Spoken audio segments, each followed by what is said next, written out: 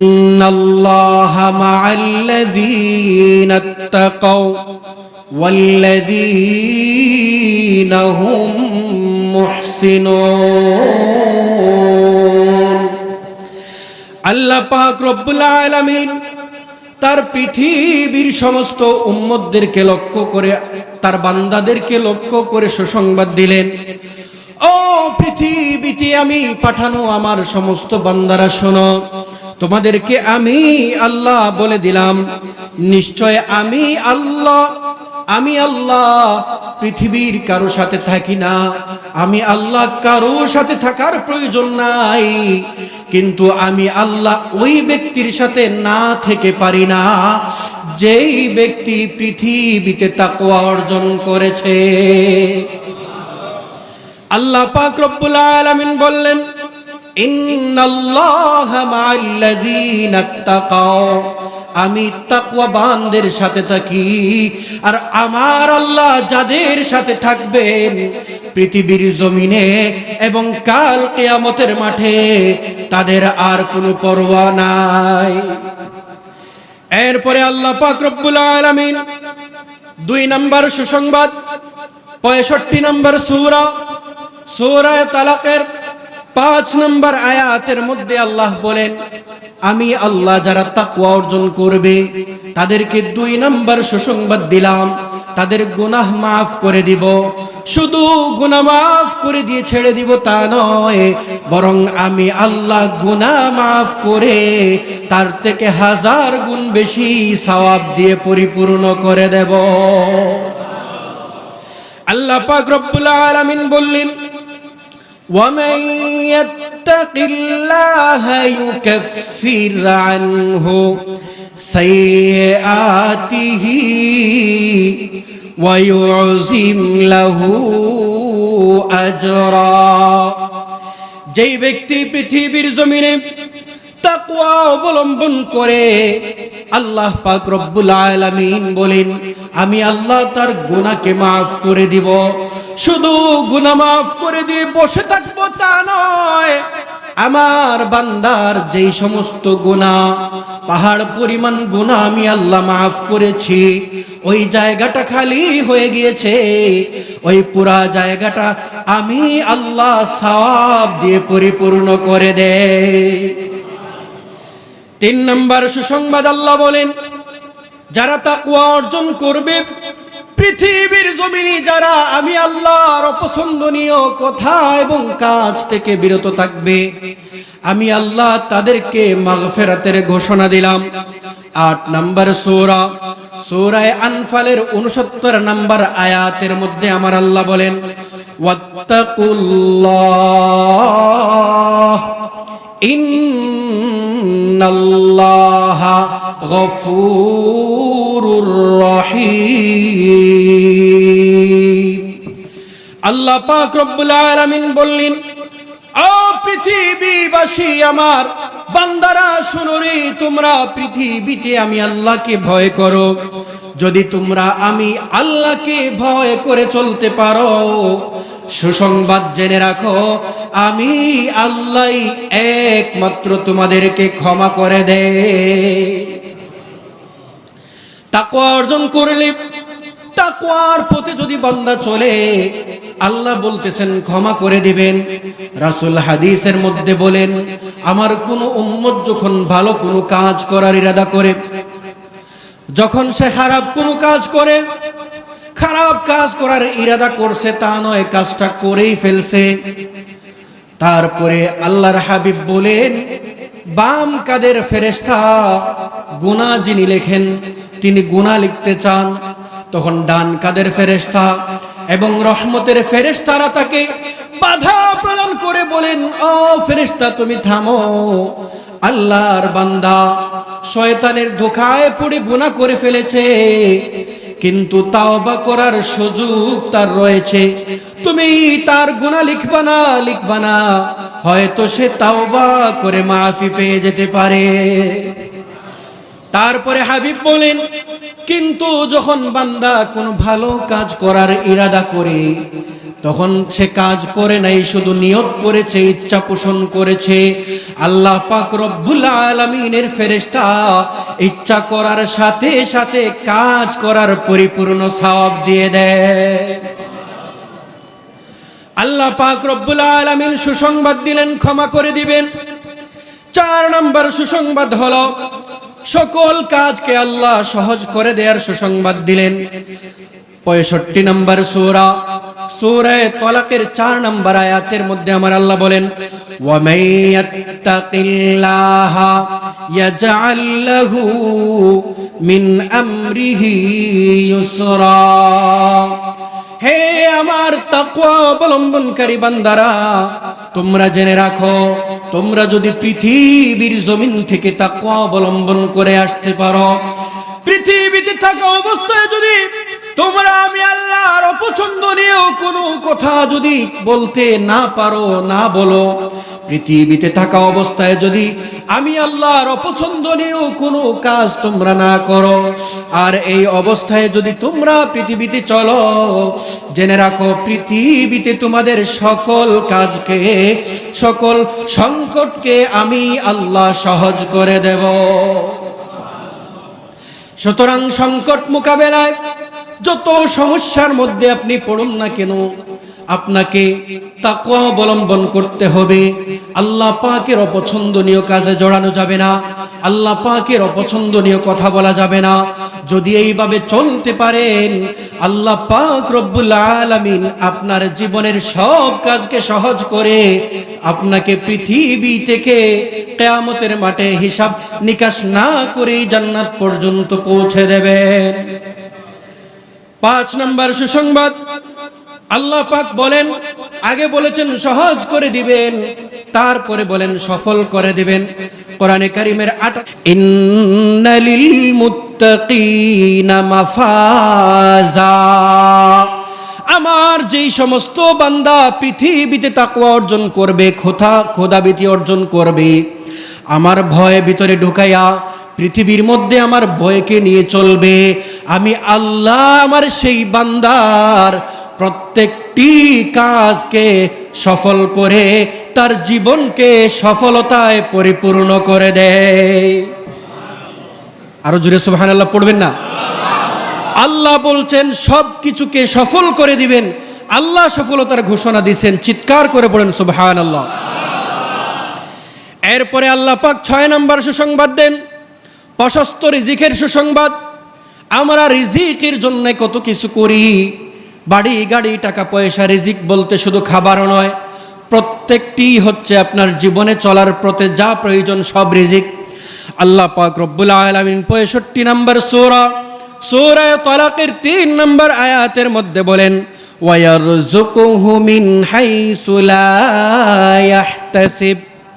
আমার যেই সমস্ত বান্দা পৃথিবীতে তাকওয়া অবলম্বন করবা, খোদাভীতি অবলম্বন করবা, আমার কথা অনুযায়ী জীবন পরিচালনা করবা, জেনে রাখো তোমার জীবন চলার প্রতি যা কিছু প্রয়োজন তা সব কিছু আমি আল্লাহ কোন উৎস থেকে ব্যবস্থা করে তোমার পর্যন্ত পৌঁছে দেব। ও বান্দা, তুমি নিজে কল্পনা করেও খুঁজে পাইবা না। এরপরে আল্লাহ পাক রব্বুল আলামিন বলেন 7 নম্বর সুসংবাদ, আল্লাহ পাক রব্বুল আলামিন বলেন বান্দার মান সম্মান ইজ্জতকে আল্লাহ বাড়িয়ে দিবেন। যেই ব্যক্তি তাকওয়া অবলম্বন করবে তার ব্যাপারে 7 নম্বর সুসংবাদ সূরা হুজুরাতের মধ্যে 13 নম্বর আয়াতে আল্লাহ বলেন, ইন্না আকরামাকুম ইনদাল্লাহি আতকাকুম। আমার যেই সমস্ত বান্দা পৃথিবীর জমিনে তাকওয়া অবলম্বন করবে, আমি আল্লাহর হুকুম অনুযায়ী তার জীবন পরিচালনা করবে, ন্যায়কে ন্যায়, অন্যায়কে অন্যায় বলে সে তার জীবন পরিচালনা করবে, আল্লাহ পাক রব্বুল আলামিন বলেন আমি আল্লাহ আমার সেই বান্দার মান সম্মান ইজ্জতকে বাড়িয়ে দেব। এরপরে আল্লাহ পাক রব্বুল আলামিন বলেন 8 নম্বর সুসংবাদ, পৃথিবীর বুকে প্রতিটি মানুষ চায় আল্লাহর মুহাব্বত ভালোবাসা পাওয়ার জন্যে। আল্লাহ বলেন 8 নম্বর সুসংবাদ হলো যদি তাকওয়া অবলম্বন করতে পারো, আমি আল্লাহর মুহাব্বত তুমি পেয়ে যাইবা। সূরা তাওবা 9 নম্বর সূরার 4 নম্বর আয়াতের মধ্যে আল্লাহ বলেন, ইন্নাল্লাহা ইউহিব্বুল মুত্তাকিন, আমি আল্লাহ পৃথিবীর জমিনে শুধুমাত্র কেবলমাত্র মুত্তাকিদেরকেই ভালোবাসি। এরপরে আল্লাহ পাক 9 নম্বর বললেন, 9 নম্বর সুসংবাদ হলো বান্দার সব কিছুকে আমি কবুল করে নেব। আল্লাহ পাক রব্বুল আলামিন 5 নম্বর সূরা মায়েদার 27 নম্বর আয়াতের মধ্যে বলেন, ইন্নামা ইয়াতাকাব্বালুল্লাহু মিনাল মুত্তাকিন, হে পৃথিবীর বান্দারা, তোমাদের মধ্য থেকে যারা আমি আল্লাহর প্রতি ভয় রেখে তাকওয়া অর্জন করে পথ চলবে, তার জীবনের প্রতিটি কাজকে আমি আল্লাহ সফলতার দ্বারা কবুল করে নেব। 10 নম্বর সুসংবাদ, আল্লাহ বলেন তাকে শ্রেষ্ঠ বানিয়ে দিব, শ্রেষ্ঠত্বের সুসংবাদ দিলেন। সূরা বাকারা 2 নম্বর সূরার 212 নম্বর আয়াতের মধ্যে বলেন, ওয়াল্লাযীনা তাকাউ ফাওকাহুম ইয়াওমাল কিয়ামাহ, যেই দিন পৃথিবীর জমিনে আপনাকে আমাকে সহযোগিতা করার মতো কেউ থাকবে না, মা সন্তানকে, স্বামী স্ত্রীকে, স্ত্রী স্বামীকে, বাবা তার সন্তানদেরকে, সবাইকে ভুলে যাবে। প্রত্যেক নবীরা পর্যন্ত নাফসি নাফসি নিজের চিন্তায় মগ্ন থাকবে। ওই দিন আল্লাহ পাক রব্বুল আলামিন বললেন, ওই কিয়ামতের দিনও আমি আল্লাহ পাক রব্বুল আলামিন পৃথিবীর সমস্ত মানুষের মধ্যে তাদেরকে সম্মানের সর্বোচ্চ চূড়ায়, শ্রেষ্ঠত্বের সর্বোচ্চ চূড়ায় বসাবো, যারা পৃথিবীর জমিনে আমি আল্লাহর তাকওয়া অর্জন করেছে। সুতরাং যেই দিন কেউ থাকবে না, যেই দিন পৃথিবীর জমিনে আপনাকে আমাকে সহযোগিতা করার মতো কেউ থাকবে না, ওই দিন যেই আল্লাহ পৃথিবীর সমস্ত মানুষ, পৃথিবীর জন্ম থেকে কিয়ামত পর্যন্ত সমস্ত মানুষের সামনে শুধু তাকওয়া অর্জন করার কারণে তাকওয়াবান বান্দা মুত্তাকিদেরকে সর্বশ্রেষ্ঠ হিসাবে ঘোষণা দিয়ে দিবেন। আর আল্লাহ পাক রব্বুল আলামিন যাদেরকে কিয়ামতের দিন শ্রেষ্ঠ হিসাবে ঘোষণা দিয়ে দিবেন, তাদের আর কোনো চিন্তা নাই, কোনো ভয় নাই। আল্লাহ শ্রেষ্ঠ বানিয়ে দিয়েছেন। শ্রেষ্ঠ বান্দারা আল্লাহর শ্রেষ্ঠ তৈরি জায়গা জান্নাতে বিনা হিসাবে চলে যাবে। 27টি আয়াত রয়েছে, 10টি সুসংবাদের কথা বললাম, আরো অনেকগুলো রয়েছে। হাদিসের মধ্যে রাসূল করিম সাল্লাল্লাহু আলাইহি ওয়াসাল্লাম বলেন, আমার তিলাওয়াতকৃত হাদিসের মধ্যে নু'মান ইবনে বাশীর রাদিয়াল্লাহু তাআলা আনহু থেকে বর্ণিত সহিহ মুসলিম শরীফের 1599 নম্বর হাদিস, ইন্নাল হালালা বায়্যিনুন, রাসূল বলেন হালাল হচ্ছে সুস্পষ্ট, ওয়া ইন্নাল হারামা বায়্যিনুন, হারাম হচ্ছে সুস্পষ্ট, ওয়া বাইনাহুমা, আর এই দুইটার মধ্যবর্তী মুস্তাবিহাতুন লা ইয়ালামুহুন্না কাসীরুম মিনান নাস, আর এই দুইটার মধ্যবর্তী কোনো জিনিস নাই। দুইটার মধ্যবর্তী যেটি রয়েছে সেটি হচ্ছে সন্দেহপূর্ণ, সত্য হতে পারে, মিথ্যাও হতে পারে, সঠিকও হতে পারে, নাও হতে পারে, ভুল শুনতে পারি, সঠিকও শুনতে পারি। এই ভুল সঠিক, সত্য মিথ্যার মধ্যখানে যেটা সন্দেহপূর্ণ, আল্লাহর হাবিব বলেন অধিকাংশ মানুষ এই সম্পর্কে জ্ঞাত না, জ্ঞান রাখে না, বেখবর থাকে। আল্লাহ হারামকে স্পষ্ট করে দিয়েছেন, হালালকেও স্পষ্ট করেছেন। তার বাহিরে যারা অস্পষ্ট জিনিসের মধ্যে লিপ্ত হবে তারা অবশ্যই হারাম কাজ করেছে। এরপরে আল্লাহ পাকের হাবিব বলেন, যারা সন্দেহপূর্ণ বিষয় এড়িয়ে চলবে সে ব্যক্তি তার দ্বীনকে এবং সে নিজেকে রক্ষা করলো। আর যে ব্যক্তি সন্দেহপূর্ণ বিষয়ের মধ্যে জড়িয়ে যাবে, ওয়ামান ওয়াকা ফিশ শুবহাতি ওয়াকা ফি হারাম, আল্লাহর হাবিব সহিহ মুসলিমের 1599 নম্বর হাদিসের মধ্যে বলেন, সন্দেহপূর্ণ বিষয়ের মধ্যে যে জড়িয়ে পড়বে অবশ্যই সে হারামের মধ্যে জড়িয়ে পড়ল। সুতরাং আল্লাহর হাবিব বলেন, তাকওয়া হলো স্পষ্ট হালালের পক্ষে, স্পষ্ট হারামের পক্ষে, অর্থাৎ স্পষ্ট হালালটা তুমি গ্রহণ করবা, স্পষ্ট হারামটা ছেড়ে দিবা, এটার নামই হচ্ছে তাকওয়া। এর বাহিরে যদি সন্দেহপূর্ণ কোনো কিছু তুমি গ্রহণ করো, তোমার তাকওয়াকে নষ্ট করে হারামের মধ্যে পতিত করে দিবে। আল্লাহর হাবিব বলেন, লা ইয়াদখুলুল জান্নাতা জাসাদুন গুজিয়া বিল হারাম। যার মাথা থেকে চুল পর্যন্ত অঙ্গের মধ্যে হারাম রয়েছে, কথার হারাম হোক, দেখার হারাম হোক, নিঃশ্বাসের হারাম হোক, যেইভাবেই হারাম রয়েছে, ওই ব্যক্তির শরীর কখনো জান্নাতে প্রবেশ করবে না। সুতরাং জান্নাতে যেতে হলে হারাম থেকে বাঁচতে হবে, তাকওয়া অবলম্বন করতে হবে। অনেক ঘটনা রয়েছে তাকওয়ার। সাহাবায়ে কেরাম তাকওয়াকে অনেক কঠিনভাবে অবলম্বন করতেন। আপনারা জানেন, খলিফাতুল মুসলিমিন, আমিরুল মুমিনিন, দ্বিতীয় শ্রেষ্ঠ পুরুষ, পৃথিবীতে শ্রেষ্ঠ মানব হিসাবে আল্লাহ যাকে পাঠিয়েছিলেন, হযরতে আবু বকর রাদিয়াল্লাহু তাআলা আনহু, তিনি খাবার খেতেন। তার একজন গোলাম ছিল, সে কাজ করে যে খাবারটা নিয়ে আসতেন সেই খাবারই খেতেন। তো একদিন তার গোলাম কাজ করে খাবার নিয়ে আসছেন, ওই খাবার থেকে আবু বকর সিদ্দিক রাদিয়াল্লাহু তাআলা আনহু কিছু খাবার খেলেন।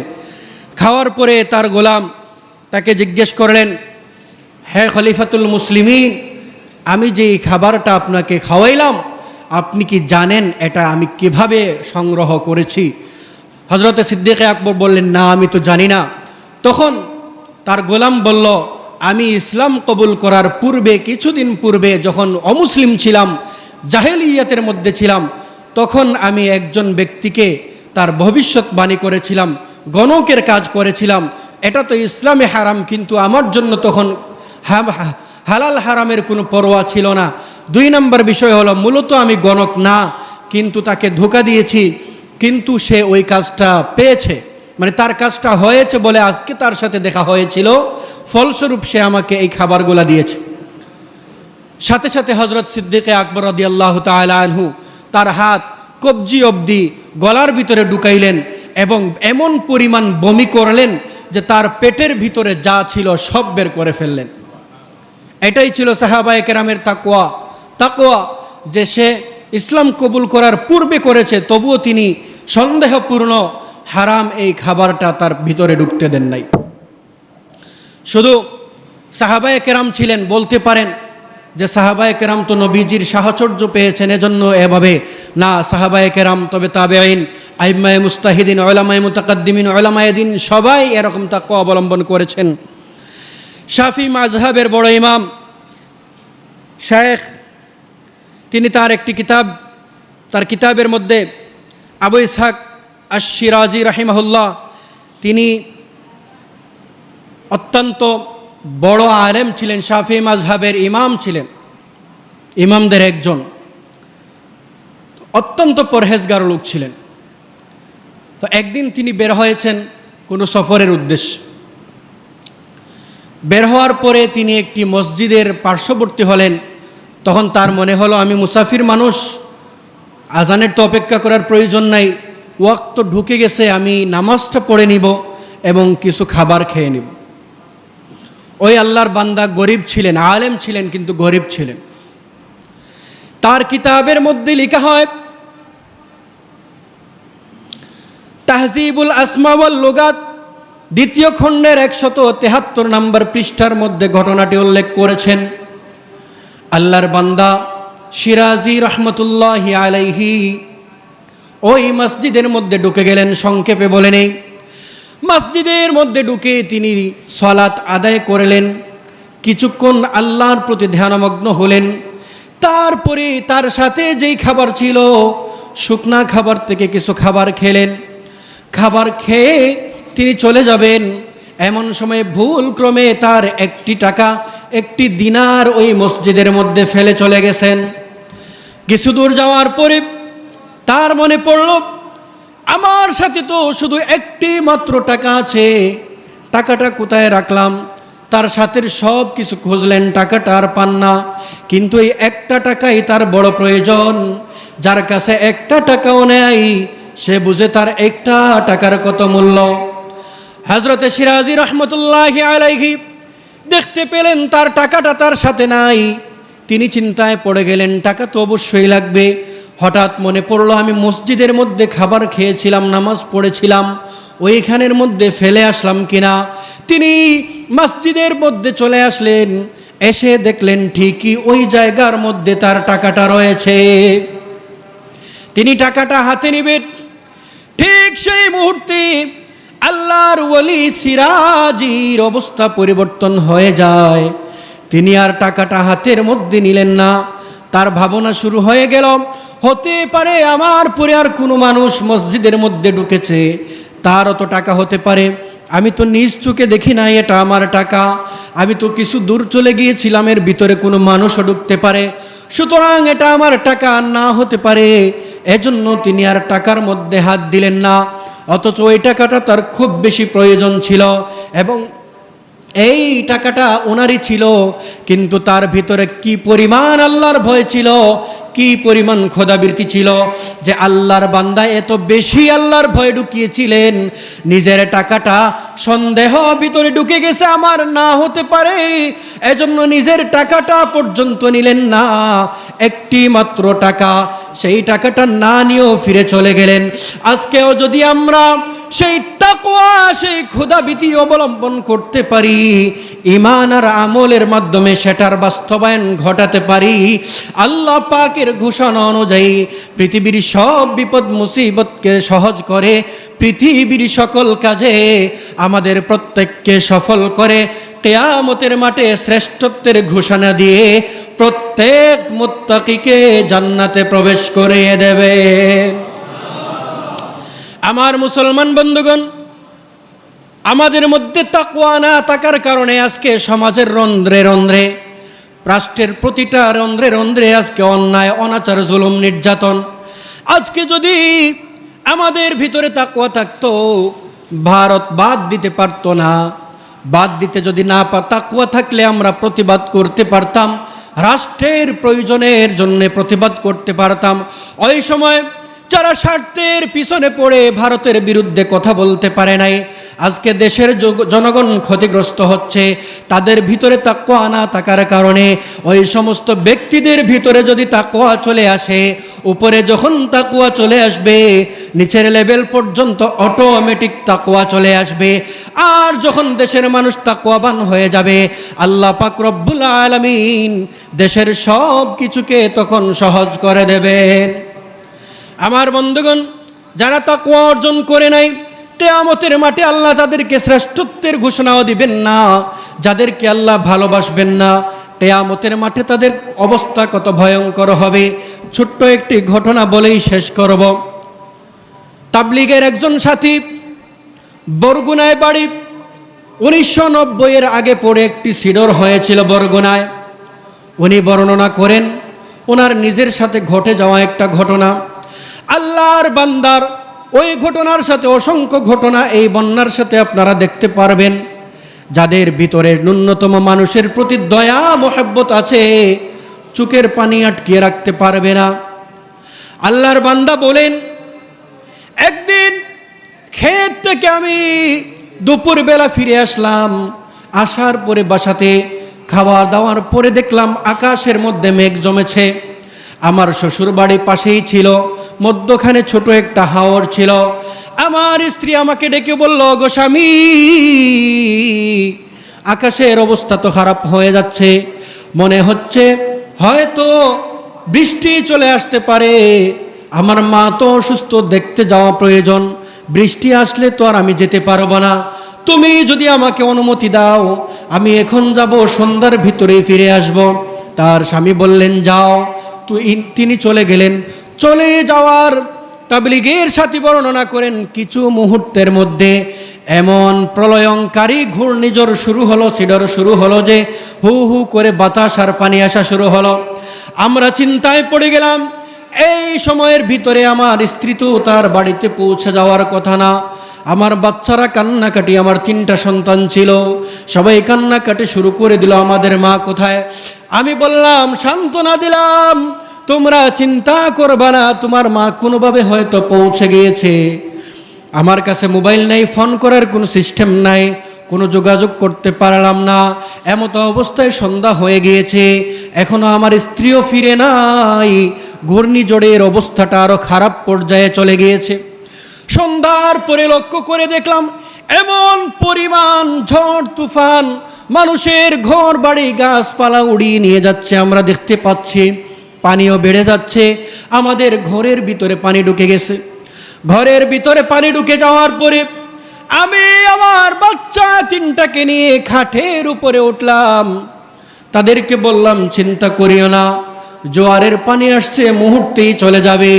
খাটের উপরে উঠলাম, তারা শুধু বলে, ওগো বাবা, আমরা দেখতে পাচ্ছি আমাদের চোখের সামনে মানুষের ঘর বাড়ি গাছপালা পশু পাখি এমনকি মানুষকেও উড়াইয়া নিয়ে যাচ্ছে। আমাদের মা এখানে নেই, আপনি কি আমাদেরকে ছেড়ে চলে যাবেন? বাবা বললেন, না, যাব না। সন্তানরা তাদের বাবাকে জড়িয়ে ধরে বলে, বাবা, মাও আমাদের পাশে নাই, মা থাকলে কোনোভাবেই আমাদেরকে রেখে চলে যেত না। আজকে বিপদের মুহূর্তে মা নাই, কোনোভাবেই আপনি আমাদেরকে একা রেখে যাবেন না। তাবলীগের সাথী বলেন, বাচ্চাদের কথা বলতে বলতে বলা অবস্থায় আমার খাটের উপর পর্যন্ত পানি চলে আসে। মুহূর্তের মধ্যেই পানি খাটের উপরে চলে আসে। আমি বাচ্চাদেরকে নিয়ে একটা মাছাং ছিল, মাছাঙের উপরে উঠলাম। তারপরে কিছুক্ষণের ভিতরে পানি কিন্তু মাছাঙের উপরে উঠে গেছে। টিনের ঘর ছিল, বাচ্চাদেরকে নিয়ে আমি চালের উপরে উঠলাম। চালের উপরে ওঠার পরে আমরা সব দৃশ্য দেখতে পেলাম। কত মানুষ হাউমাউ করে চিৎকার করে আর পানির তুড়ে ভেসে যায়। অসংখ্য মানুষ ভেসে যাচ্ছে।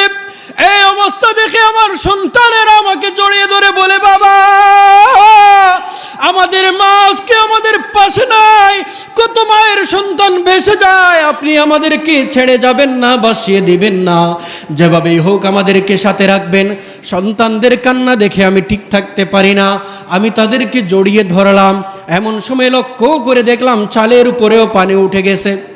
মুহূর্তের মধ্যে পানি হাঁটু পর্যন্ত চলে আসলো। তারপরে পানি আস্তে আস্তে আমাদেরকে ডুবিয়ে দিবে। ঠিক ওই সময় পানির একটা তোড় আসলো। হুজুর, আমার একটি মাত্র ছেলে ছিল, পানির তোড়ে আমি বাবার চোখের সামনে, বোনদের চোখের সামনে আমার ছেলেটা অজানায় ভেসে গেল। আমি কিয়ামতের মাঠের অবস্থা কেমন হয় লক্ষ্য করলাম। কিয়ামতের মাঠে মানুষ কেমন অসহায় হয়ে পড়ে আমি বুঝতে পারলাম। আমার 2টা মেয়ে আমাকে জড়িয়ে ধরে বলে, বাবা গো, আমার ভাইটা হারিয়ে গিয়েছে, আপনি আমাদেরকে ছেড়ে যাবেন না, আপনি যদি ছেড়ে দেন আমরা অজানায় হারিয়ে যাব। বাবা বলল, যতক্ষণ আমি বেঁচে আছি তোমাদেরকে জড়িয়ে ধরে রাখবো। বাবা জড়িয়ে ধরলো।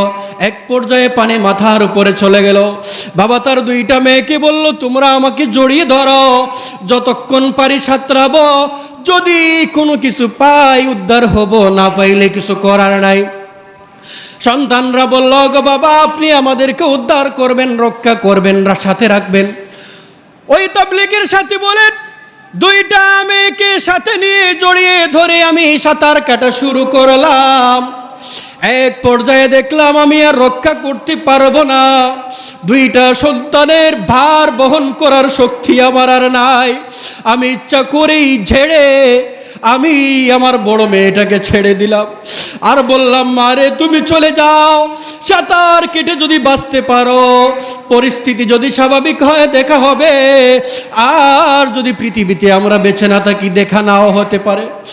আমি বাবা হয়ে কিয়ামতের মাঠের পরিস্থিতি কেমন হবে অবলোকন করলাম। আমি নিজ হাতে আমার সন্তানকে অজানার উদ্দেশ্যে ছেড়ে দিলাম। আমার ছোট মেয়েটা আমাকে জড়িয়ে ধরে বলে, বাবা, বড় ভাইকেও ছেড়ে দিয়েছো, বোনকেও ছেড়ে দিয়েছো, আমাকে ছাড়বা না, আমি তো সাঁতার জানি না, তুমি ছাড়া আমি কোথায় যাব? হুজুর, আমি সাঁতার কাটতে থাকলাম। এক পর্যায়ে দেখলাম আমার চোখ উল্টে যাচ্ছে, আমি আর শ্বাস নিতে পারতেছি না। সন্তানের ভার বহন করার সম্ভবই না, জীবন বাঁচানোই কঠিন হয়ে পড়ছে। আমি আমার মেয়েকে বললাম, আমাকে ছেড়ে দাও, আমাকে ছেড়ে দাও, আমাকে বাঁচতে দাও, আমি বাঁচতে চাই, তুমি চলে যাও। মেয়েটা আরো জড়িয়ে ধরে, এক পর্যায়ে মেয়েটা যখন আমাকে ছাড়ে না, আমি মেয়ের হাতের মধ্যে কামড় দিয়েছি, কামড় দিয়ে মেয়ের হাতটা ছাড়িয়ে অজানার উদ্দেশ্যে ছেড়ে দিয়েছি।